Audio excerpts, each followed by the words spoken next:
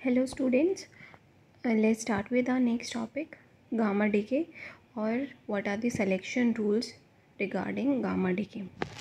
Gamma decay क्या होता है? पहले हम अल्फ़ा डीके पढ़ चुके हैं, बीटा डीके पढ़ चुके हैं। तो गामा डीके क्या होता है? गामा डीके होता है जब अल्फ़ा डीके हो चुका है, बीटा डीके भी हो चुका है, ठीक है, बट जो न्यूक्लियाई है वो एक्साइटेड स्टेट में है डीके होने के बावजूद भी, और उसके पास सरप्लस एनर्जी है कि वो फर्दर डीके हो जाए, ठीक है। तो वो जो वो उसके पास सरप्लस एनर्जी है, एक्स्ट्रा एनर्जी है, जब वो एक्साइटेड स्टेट में वो चाहेगा कि वो ग्राउंड स्टेट में आ जाए, तो वो जब ग्राउंड स्टेट में आएगा तो एनर्जी को लूज़ करेगा in the form of gamma rays. तो गामा रेज एमिट होंगी जब वो एक्साइटेड स्टेट से ग्राउंड स्टेट की तरफ आएगा या लोअर स्टेट में आएगा, तो गामा रेज का एमिशन होता है। इस वाले प्रोसेस को इसको बोला जाता है गामा डीके, ठीक है। तो जैसे अब यहाँ पर कोबाल्ट हमने देखा था, कोबाल्ट का निकल में डीके हुआ, बीटा डीके हुआ, फिर वो फर्दर जो है वो डीके करेगा। अभी ये एक्साइटेड स्टेट में है, डॉटर न्यूक्लियाई है, एक्साइटेड स्टेट में है, फिर ये 0+ तक कब आएगा? जब ये 2 गामा रेज को एमिट कर देगा, ओके। और वो जो गामा रेज हैं, गामा रेज हमने इलेक्ट्रोमैग्नेटिक स्पेक्ट्रा में पढ़ा है कि सबसे ऊपर आती है, इनकी एनर्जी हाईली एनर्जेटिक होती है ना, एनर्जी बहुत ज़्यादा होती है। तो ये इलेक्ट्रोमैग्नेटिक रेडिएशंस होती हैं, ईएम इंटरैक्शंस होती हैं।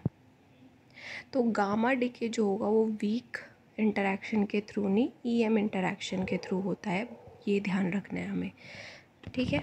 तो इसमें हमारी पैरिटी कंजर्व होनी चाहिए क्योंकि वीक डीके में नहीं होती, बट यहाँ पर हम गामा रेज़ की बात करें और गामा रेज़ जो हैं वो इलेक्ट्रोमैग्नेटिक स्पेक्ट्रा में लाई करती हैं, ईएम रेडिएशंस हैं, तो वो हमारी क्या होंगी, वहाँ पर हमारी पैरिटी जो है वो कंजर्व रहेगी। और यहाँ पर जो गामा रेज़ होती हैं वो बहुत ही हाईली एनर्जेटिक होती हैं। वो जब मैटर के साथ इंटरैक्ट करेंगी, जो गामा रेज़ हैं वो अनचार्ज्ड हैं, तो इनका ये क्या करेंगी, these poses a large penetrating power, इनके पास पावर है पेनिट्रेट करने की मैटर में से। तो ये जब मैटर में से पेनिट्रेट करेंगी यहाँ तो क्या होगा कि जब ये मैटर में से पेनिट्रेट करेंगी तो इंटरैक्ट करेंगी मैटर के साथ। जब मैटर के साथ इंटरैक्ट करेंगी तो ये अपनी एनर्जी को लूज़ करेंगी वाया 3 प्रोसेसेस, ठीक है। तो यहाँ पर 3 प्रोसेसेस की बात हो रही है कि जब गामा रेज मैटर के साथ इंटरैक्ट करती है तो वो एनर्जी को लूज़ करेंगी, और वो एनर्जी जो लूज़ करेंगी वो 3 प्रोसेसेस के थ्रू लूज़ होती है। पहला है फोटो इलेक्ट्रिक इफ़ेक्ट, इसके बारे में हम अच्छे से जानते हैं, हमने बीएससी में भी पढ़ा है। तो फोटो इलेक्ट्रिक इफ़ेक्ट कब डोमिनेट करेगा? जब जो गामा रेज की एनर्जी है वो लेस देन 250, ये रहा, लेस देन 250 keV होगी, ठीक है। और कॉम्पटन इफ़ेक्ट कब डोमिनेट करेगा? जब गामा रेज़ की एनर्जी इस वाले रेंज में लाई करेगी। और पेयर प्रोडक्शन जो है वो कब डोमिनेट करेगा? जब एनर्जी जो है वो लाई करेगी, जब एनर्जी ग्रेटर देन होगी 1.02 MeV, ठीक है। तो ये 3 प्रोसेसेस में गामा रेज अपने एनर्जी को लूज़ करते हैं। वो डिपेंड करता है कि एनर्जी कितनी है, तो उस हिसाब से ये प्रोसेस होता है। अगर एनर्जी इनमें से जिसमें भी लाई करेगी उस हिसाब से फिर ये इफ़ेक्ट होते हैं, और तीनों इफ़ेक्ट्स के बारे में हमें पता है, ठीक है। अब आगे क्या है, आगे ये जो गामा रेज़ हैं उनका जो स्पेक्ट्रा होता है वो कॉन्टीन्यूअस नहीं होता, डिस्क्रीट, मतलब आप लाइन स्पेक्ट्रा बोल सकते हो कि लाइन स्पेक्ट्रा होते हैं, कॉन्टीन्यूअस स्पेक्ट्रा नहीं होता। कॉन्टीन्यूअस होता है ऐसे, लाइन स्पेक्ट्रा जैसे ऐसे, ठीक है, डिस्क्रीट जिसको आप बोलते हो। तो गामा रेज जो है वो, इनका जो स्पेक्ट्रा होता है वो कॉन्टीन्यूअस नहीं होता, पर इनका जो एक्स रे से इनका डिफरेंट स्पेक्ट्रा होता है, एक्स रे से इनको कंपेयर मत करना। और जो गामा रे स्पेक्ट्रा होता है वो हमें इंफॉर्मेशन देता है स्पिन और पैरिटी के बारे में, ठीक है। और गामा रेज जो होती हैं वो 2 टाइप की होती है, electric and electric and magnetic, जिनको बोला जाता है इलेक्ट्रिक या मैग्नेटिक रेडिएशंस बोला है, इलेक्ट्रिक एंड मैग्नेटिक मल्टीपोल। अब यहाँ पर हम मल्टीपोल रेडिएशंस की बात करेंगे। तो मल्टीपोल रेडिएशंस क्या है? जो हमारी गामा रेज़ हैं वो इलेक्ट्रोमैग्नेटिक रेज़ हैं, रेडिएशंस हैं। तो EM स्टैंड्स फॉर इलेक्ट्रोमैग्नेटिक, मतलब कि यहाँ पर क्या होता है कि जब हमारी इलेक्ट्रिक फील्ड चेंज करती है तो मैग्नेटिक फील्ड प्रोड्यूस होती है, और जब मैग्नेटिक फील्ड वेरी करती है तो इलेक्ट्रिक फील्ड प्रोड्यूस होती है, ये हमें पता है। तो जब यहाँ पर ऑसिलेशंस होती हैं, oscillating electric field magnetic field में चेंज हो जाएगी, मैग्नेटिक फील्ड इलेक्ट्रिक फील्ड में, तो हमारी इनको हम बोलते हैं EM वेव्स, EM रेडिएशंस। तो इलेक्ट्रिक मल्टीपोल रेडिएशन कब अराइज होगी? गामा रेज में। जब इलेक्ट्रिक मल्टीपोल रेडिएशंस तब अराइज होती हैं जब कुछ चेंज आएगा चार्ज का न्यूक्लियस के अंदर, जब चार्ज डिस्ट्रीब्यूशन जो है वो कुछ वेरी कर जाएगा आपके न्यूक्लियस के अंदर, तब इलेक्ट्रिक मल्टीपोल रेडिएशंस जो हैं वो फॉर्म में आती है। क्यों? क्योंकि जो इलेक्ट्रिक फील्ड होती है वो चार्ज से रिलेटेड होती है ना। इलेक्ट्रोस्टैटिक में हम पढ़ते हैं कि चार्ज से हमारी जो एक चार्ज होता है उससे हमारी इलेक्ट्रिक फील्ड प्रोड्यूस होती है, और मूविंग चार्ज मतलब करंट से हमारी मैग्नेटिक फील्ड जनरेट होती है। तो यहाँ पर सेम चीज़ है कि इलेक्ट्रिक मल्टीपोल रेडिएशंस कब अराइज होंगी? जब न्यूक्लियस के अंदर चार्ज डिस्ट्रीब्यूशन जो है वो वेरी करेगा। और मैग्नेटिक रेडिएशंस कब अराइज होंगी? जब न्यूक्लियस के अंदर जो करंट डिस्ट्रीब्यूशन है वो वेरी करेगा, मतलब मोशन ऑफ चार्ज में वेरिएशन आएगी। ठीक है, तो ये हमें ध्यान रखना है। और हम इसको रिप्रेजेंट करते हैं EL से इलेक्ट्रिक मल्टीपोल को, ML से मैग्नेटिक मल्टीपोल को। L जो है वो आपका सबस्क्रिप्ट में है, और L का मतलब है मल्टीपोलैरिटी। ठीक है, L स्टैंड्स फॉर है मल्टीपोलैरिटी। ऑर्डर ऑफ मल्टीपोल कहाँ से पता चलेगा आपको? 2⁻L से। ठीक है, तो 2⁻L आपको बताएगा कि कौन सा मल्टीपोल है, डायपोल है, क्वाड्रपोल है, ऑक्टापोल है, उससे आगे जितने भी होते हैं। ठीक है, वो डिपेंड करेगा कि क्या हम देख रहे हैं। अब अगर L = 1 है तो मतलब 2⁻1 मतलब =2, तो वो हमारा क्या हो जाएगा? वो डायपोल होगा। तो वहाँ पर हम रिप्रेजेंट करते हैं E1 M1 से। ठीक है, L सबस्क्रिप्ट में था, L यहाँ पर 1 है, तो एक कंपोनेंट होगा इलेक्ट्रिक मल्टीपोल का, दूसरा होगा मैग्नेटिक का, हर एक केस में। तो E1 हो गया और M1 हो गया। ऐसे ही L = 2 के लिए 2⁻2 मतलब 4। तो क्वाड्रपोल हुआ, क्वाड्रपोल में आपका मल्टीपोलैरिटी कितनी हुई? 2। और यहाँ पर ऑर्डर ऑफ मल्टीपोल हुआ आपका क्वाड्रपोल। और यहाँ पर वैल्यू जो EL की आएगी और ML की आएगी वो आएगी E2 M2। ऐसे ही L = 3 के लिए 2⁻3 मतलब 8 किसके लिए होता है? ऑक्टापोल के लिए। तो यहाँ पर E3 और M3 से रिप्रेजेंट करेंगे हम उसे। ओके, अब जो इलेक्ट्रोमैग्नेटिक वेव्स हैं वो ट्रांसवर्स होती हैं, नेचर में ट्रांसवर्स होती हैं। तो वहाँ पर ऑब्वियसली ऑर्बिटल एंगुलर मोमेंटम जो है वो आता है कंसिडरेशन में। तो L = 0 नहीं हो सकता। ठीक है, तो L = 0 यहाँ पर नहीं होता, L = 1 से ही स्टार्ट होता है। L = 0 मतलब कोई रेडिएशन एमिट नहीं हो रही। ठीक है, तो यहाँ पर हम बात करते हैं कि L = 0 में कोई रेडिएशन नहीं है। तो इलेक्ट्रोमैग्नेटिक जो वेव्स हैं वो ट्रांसवर्स होती हैं नेचर में। तो L = 0 यहाँ पर। So for L = 0 no radiations, कोई भी रेडिएशन एमिट नहीं होगी। अब सिलेक्शन रूल्स क्या कहते हैं? जैसे हमने उसमें पढ़ा था फर्मी में, और उसमें यहाँ पर हमारा क्या होगा कि हमें IF पता है, I इनिशियल और I फाइनल। ठीक है, रिएक्शन गिवन होगी तो हम इनिशियल उसका स्पिन, एंगुलर स्पिन पता है, और फाइनल एंगुलर स्पिन पता है। यहाँ पर हम J से भी रिप्रेजेंट कर सकते हैं, तो यहाँ पे J से हमने रिप्रेजेंट कर रखा है क्योंकि हमें पता है angular momentum, total angular momentum nuclear spin nuclear physics के केस में सेम हम कंसिडर करते हैं।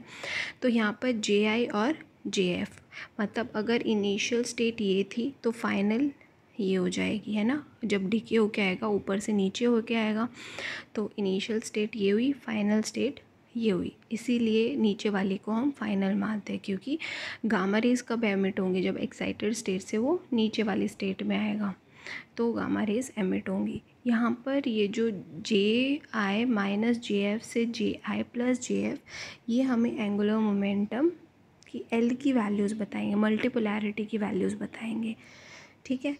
और मल्टीपोलैरिटी की वैल्यूज़ बता रहे हैं, ये रिप्रेजेंट क्या कर रहा है कि आपका number of units of angular momentum transferred in the transition, कि कितने यूनिट्स आपके एंगुलर मोमेंटम के जो हैं वो ट्रांसफ़र हुए हैं इस ट्रांजिशन के टाइम पे। तो L इक्वल्स टू जितनी भी वैल्यूज़ आ रही है 1 2 3, वो हमें क्या बता रहे हैं कि कितने यूनिट्स, कितने नंबर्स आपके number of units of angular momentum are transferred in the transition, ठीक है। अब नेक्स्ट पैरिटी की जो हम बात कर रहे थे, तो पैरिटी जो है वो EM रेडिएशंस है। यहाँ पर EM इंटरैक्शंस की बात कर रहे हैं, तो EM इंटरैक्शन और स्ट्रॉन्ग इंटरैक्शंस में हमारी पैरिटी जो है वो कंजर्व रहती है। तो ऑब्वियसली गामा डीके में पैरिटी शुड बी कंजर्व्ड। तो इस कंजर्वेशन के लिए हमने यहाँ पे पैरिटी को रिप्रेजेंट किया है पाई से, ठीक है। पाई से हमने रिप्रेजेंट किया, तो पाई आई मतलब पाई इनिशियल जो होगा वो पैरिटी बताएगा इनिशियल स्टेट की, और पाई एफ बताएगा फाइनल स्टेट की, और पाई आर मतलब कि गामा रेडिएशन की जो पैरिटी है वो पाई गामा, ठीक है। तो पाई गामा, अब यहाँ पर pi initial equals to pi gamma into pi F, into क्यों, मल्टीप्लिकेटिव क्वांटिटी होती है, ठीक है।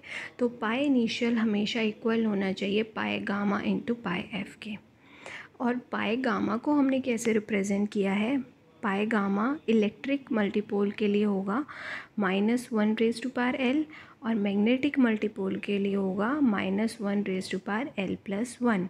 तो हमें सबसे पहले L की वैल्यू निकालनी है, फिर L की वैल्यू से हमें पता चल जाएगा कि इलेक्ट्रिक मल्टीपोल और मैग्नेटिक मल्टीपोल्स हमारे कितने हैं, और फिर वहाँ से हम पैरिटी की वैल्यू निकाल लेंगे गामा रेज के लिए।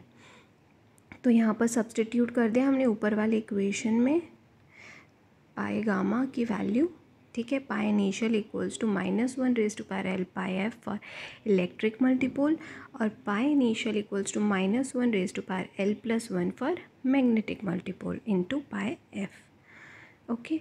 और ये यहाँ पे टेबल गिवन है, टाइप हो गया सिंबल, मल्टीपोलैरिटी मतलब L की वैल्यू, और पैरिटी चेंज। अब यहाँ पर अगर मल्टीपोल हम इलेक्ट्रिक डाइपोल की बात कर रहे हैं, तो L इक्वल्स टू 1 होगा, L इक्वल्स टू 1, और L equals to 1 magnetic multipole के लिए। अब यहाँ पर पैरिटी चेंज मतलब पाई गामा की बात हो रही है। पाई गामा की वैल्यू यहाँ पर E1 के लिए क्या हो जाएगी, -1⁻L, ठीक है। ये इलेक्ट्रिक के लिए है, तो L यहाँ पर 1 है, तो मतलब -1, ऑड पैरिटी मतलब पैरिटी चेंज आ रहा है, यस लिखेंगे हम अगर माइनस आ रही है तो। और अब यहाँ पर 1, फिर से मैग्नेटिक मल्टीपोल के लिए L की वैल्यू 1 है, और पाई गामा की वैल्यू क्या होगी, -1⁻L+1, तो मतलब इवन हो जाएगा, 1 + 1 2, -1⁻2 कितना होगा, +1। तो कोई भी पैरिटी में चेंज नहीं है, तो यहाँ पे यही गिवन है कि पैरिटी में चेंज नहीं है। ऐसे ही आगे हम करते जाएंगे, -1⁻2 फिर से +1 आ जाएगा, तो पैरिटी में कोई चेंज नहीं। अब 2 मैग्नेटिक पोल के लिए, मैग्नेटिक क्वाड्र पोल के लिए 2 + 1 मतलब 3, -1⁻3 क्या हो जाएगा, ऑड, तो पैरिटी में चेंज है, यस। तो ऐसे ही आगे हम निकालते जाएंगे, जो भी L की वैल्यू आए वो आप देखते जाना, और ऐसे इलेक्ट्रिक और उसके लिए आप पैरिटी चेंज निकालते जाना, ओके। अब ये जर्नलाइज वैल्यू कर रखे हैं यहाँ पे, इलेक्ट्रिक मल्टीपोल मल्टीपोलैरिटी किससे रिप्रेजेंट कर रहे थे, 2⁻L से, और मैग्नेट यहाँ पे 2⁻L पोल, EL ML, L आपकी पोलैरिटी हो गई। अगर L ऑड है तो पैरिटी में चेंज होगा, अगर L इवन है तो पैरिटी में चेंज नहीं होगा EL के केस में। और ML के केस में अगर L ऑड है तो पैरिटी में चेंज होगा। क्यों? क्योंकि आपका अगर ऑड है तो L+1 क्या हो जाएगा, इवन हो जाएगा। वहाँ पे क्या आ जाएगी, ML की वैल्यू। अगर हम L ले रहे हैं 2, ठीक है, तो 2 आपका क्या है, इवन है, ठीक है, इवन पैरिटी। L इज़, अगर मैं यहाँ पे एग्जांपल ले लूँ 2 का, 2 L equals to 2, L equals to 2, तो L आपका इवन है, तो इवन के केस में क्या आना चाहिए, EL का नो चेंज। तो मतलब E-1⁻², तो कोई चेंज नहीं आया, इवन हो गया। अब हमारे यहाँ पे दूसरा L इक्वल्स टू 2 है तो इवन है। अब 2+1 क्या हो जाएगा, 3, ठीक है। अब 3 यहाँ पर आपका चेंज आएगा, -1⁻²।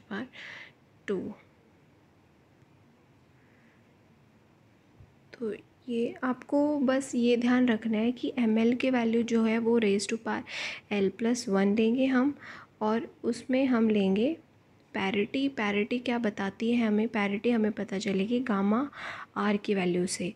अगर -1⁻L, जैसे इसमें ये वाली टेबल जो थी हमारी, अब यहाँ पर 3 ऐसे हम निकाल रहे थे, तो 3 के लिए अब यहाँ पर यस कब आया, -1⁻3, मतलब पैरिटी में चेंज आ रहा है, ठीक है। फिर -1⁻3+1 मतलब 4, पैरिटी में चेंज नहीं आ रहा। इवन के लिए आपका आ जाएगा यस, ओके। ये यहाँ पे आई थिंक गड़बड़ है, ये आपको चेंज करना है, ठीक है, ये उल्टा लिख रखा है। अब क्या करना है, अब इसके बाद हमें एक एग्ज़ाम्पल गिवन है, हम एग्ज़ाम्पल के थ्रू समझेंगे कि हम क्या करने वाले हैं इसमें, कैसे हम सिलेक्शन रूल लगा के और हम बता सकते हैं पैरिटी क्या होगी, ओके। तो अब यहाँ पर हम देखते हैं, बस आपको ये समझना था, टेबल की कोई दिक्कत नहीं, आप समझ आ गया ना। अब हम देखते हैं find allowed multipole in the following transition. अब यहाँ पर है आपका ट्रांजिशन कहाँ से कहाँ तक हो रही है, 1+ से 2 माइनस, मतलब JI की वैल्यू है 1+ और JF की वैल्यू है 2-। पैरिटी क्या है, प्लस, और फिर फाइनल की है -1। तो पाई इनिशियल क्या है, +1, और पाई फाइनल क्या है, -1, ठीक है। और हमें पता है कि हमें पैरिटी कैसे निकालनी है, इस वाली इक्वेशन से, pi initial equals to pi gamma pi F, ठीक है। सबसे पहले हम वैल्यू निकालेंगे L की वैल्यू कैसे निकालेंगे, JI minus JF to JI plus JF। अब 1 था, 1+2 से 1-2, 1+2 मतलब 3, 1-2 मतलब 1, तो 1 से 3 तक की वैल्यूज़ जाएंगी, 1 2 3, 3 वैल्यूज़ आ गई हमारे पास L की। तो इसीलिए कॉरेस्पॉन्डिंगली हमारी ये सारी वैल्यूज़ आ जाएंगी। 1 के लिए दोनों टर्म्स आएंगी, पोलैरिटी L इक्वल्स टू 1 है तो E1 भी आएगा, M1 भी आएगा, 2 है तो E2 भी आएगा, M2 भी आएगा, E3 है तो E3 भी आएगा, M3 भी आएगा। ये एक्सपेक्टेड मल्टीपोल्स है। अब हमें देखना है इनमें से कौन से अलाउड हैं, वो हमें चेक करने हैं। ये तो सारे हो गए इन टोटल जो आए हैं, अब हमें देखना है इनमें से कौन से अलाउड हैं, वो हमें इस इक्वेशन से पता चलेंगे। अब हमें पता है फाइनल इनिशियल क्या है, +1 पैरिटी, फाइनल क्या है, -1। तो अब पैरिटी कंजर्व कब होगी, जब ये इसकी पैरिटी -1 होगी। तो -1 इंटू -1 क्या आ जाएगा, +1, तो दोनों तरफ क्या हो जाएगा, +1। तो हमें गामा की वैल्यूज़, गामा की पैरिटी जो है वो -1 लेनी है, और वो हमें चेक करनी है अब कि -1 इनमें से किस किस के लिए होगी, ठीक है। अब हमें L की वैल्यू पता है, E1 M1 E2 M2 E3M3। अब यहाँ पर E1 की value gamma parity for gamma कैसे निकालेंगे? E1 के लिए क्या होगा? -1 रेज़ टू पावर L, और M के लिए -1 रेज़ टू पावर L + 1। तो अब हम सब के लिए निकालेंगे। E1 है तो 1 मतलब L की वैल्यू 1 है। तो अब यहाँ पर L की वैल्यू 1 होगी तो मतलब -1 रेज़ टू पावर 1, तो क्या आया? -1। ठीक है, ये आ गया -1। अब M1 है तो -1 रेज़ टू पावर 1 + 1 मतलब +1, तो ये आ गया +1। E2 2 -1 रेज़ टू पावर 2, तो ये आ गया +1। और अब फिर 2 + 1 3, तो ये आ गया -1। और फिर E3 मतलब -1, फिर M3 3 + 1 4, तो ये आ गया फिर से इवन, तो ये आ गया यहाँ पर +1। ठीक है, तो ये आ गया यहाँ पे +1। अब हमें देखना है कि इनमें से कौन सी अलाउड है। सिर्फ -1 वाली पैरिटीज़ अलाउड हैं गामा के लिए, तो ये है हमारी -1 की। तो मतलब E1 अलाउड है, M2 अलाउड है और E3 अलाउड है। उसके अलावा कोई सी भी अलाउड नहीं है। तो ये वाले मल्टीपोल्स आपके अलाउड हैं और सारे नॉट अलाउड। ओके, तो इससे हमें समझ आ गया। अब ऐसे ही नेक्स्ट एग्जांपल है, JI की वैल्यू गिवन है, JF की वैल्यू गिवन है। JI की हाफ प्लस और वो दूसरी 3/2 प्लस। यहाँ से हम L की वैल्यू निकाल लेंगे। J1 + J2 मतलब हाफ प्लस 3/2 कितना हुआ? 2, और हाफ माइनस 3/2 मतलब 1। तो सिर्फ दो वैल्यूज़ आई 1 और 2। L की वैल्यू आई 1 और 2। एक्सपेक्टेड कौन कौन सी? E1 M1 E2 M2। ठीक है, अब हमें देखना है कौन सी अलाउड होंगी। तो πi = पाई गामा पाई एफ। अब हमें देखो इनिशियल की पैरिटी +1 है, फाइनल की भी +1 है, तो इसकी भी +1 होनी चाहिए, तभी दोनों तरफ कंजर्व होगी। तो गामा की वैल्यू जिस मल्टीपोल के लिए +1 आ रही है तो वो हम देख लेंगे। अब ये सारी पाई गामा की वैल्यूज़ हैं।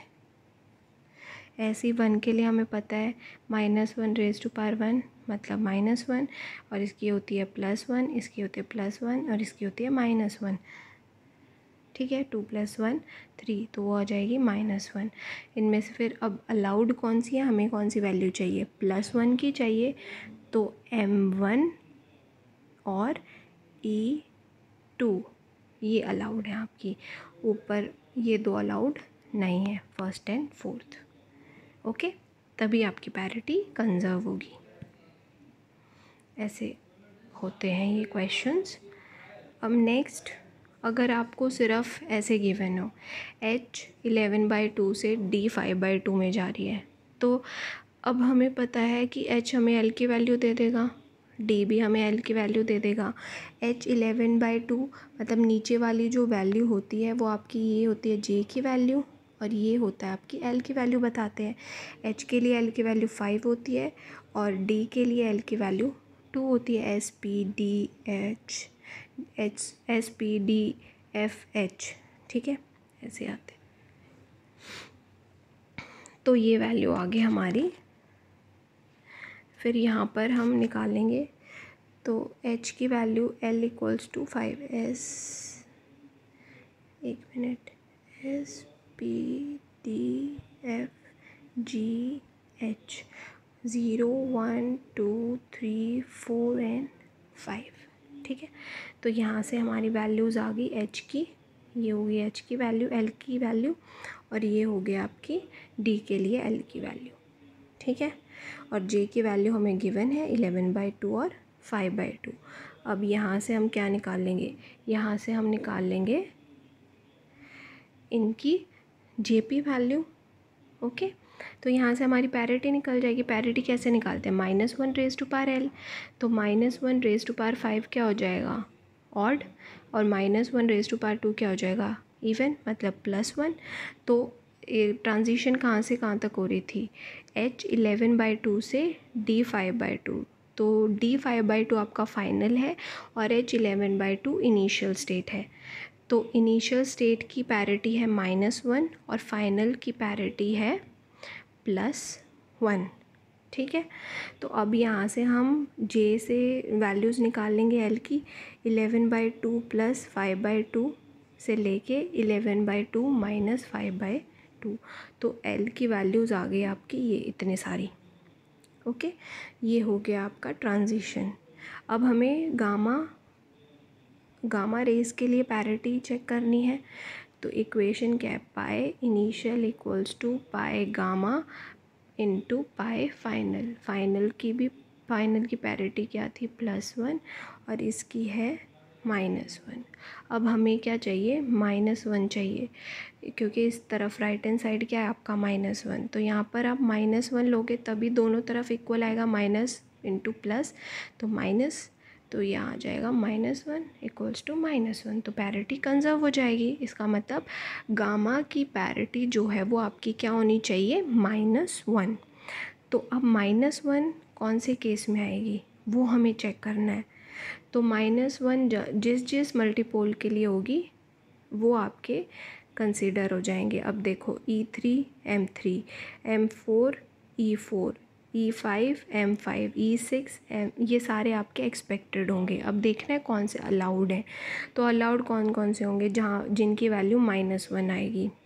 ओके, तो ये -1⁻L होता है इलेक्ट्रिक के लिए और -1⁻L+1 होता है मैग्नेटिक के लिए। अब E3 मतलब L = 3, -1⁻3 मतलब ऑड आएगी। और जो मतलब ऑड है, अगर 3 आपका ऑड है यहाँ पर, तो E की वैल्यू आपकी -1 आएगी। और अगर वैल्यू आपकी L की वैल्यू इवन है तो उस केस में आपकी M की वैल्यू जो है गामा के ऊपर वो आपकी -1 आएगी।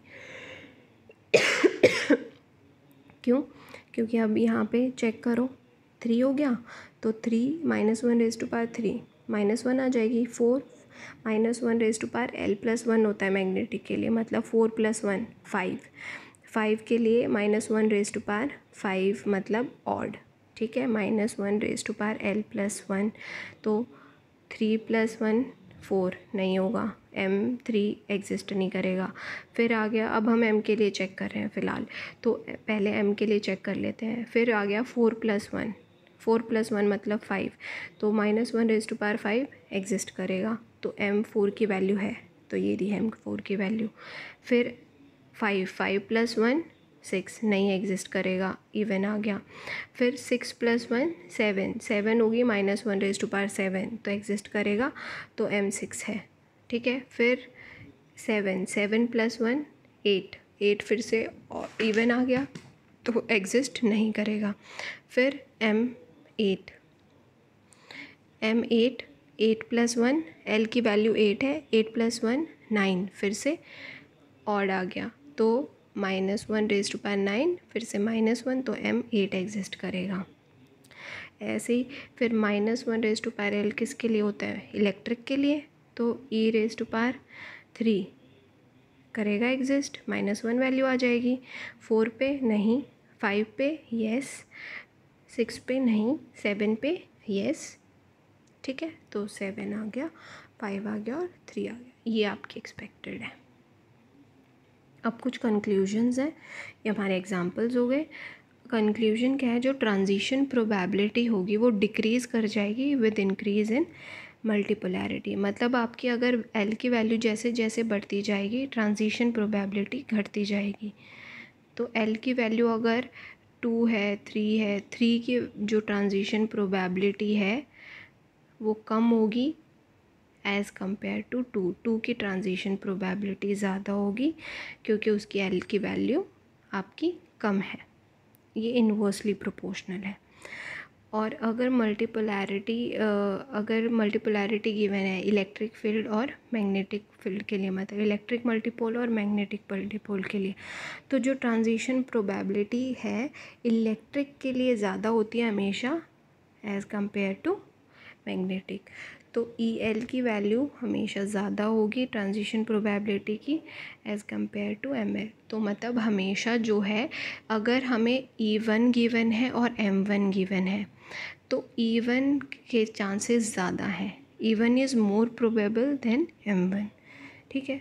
तो अगर चूज़ करना हो, मतलब अगर देखा जाए ट्रांजिशन जिसकी होगी वो E1 की ज़्यादा होगी, वो ज़्यादा प्रोबेबल है as compare to M1। Okay. ऐसे ही higher order multipoles are much weaker than previous. तो जो भी हायर ऑर्डर मल्टीपोल्स होंगे, मतलब कि M3 E3, वो क्या होंगे, वो वीकर होंगे E2 और M2 के कंपैरिजन में। डीके विड्थ हम कैसे निकालते हैं, H cut into transition probability, transition probability into H cut हमें क्या दे देगा, डीके विड्थ। ओके। तो ये थी आपकी गामा रेज।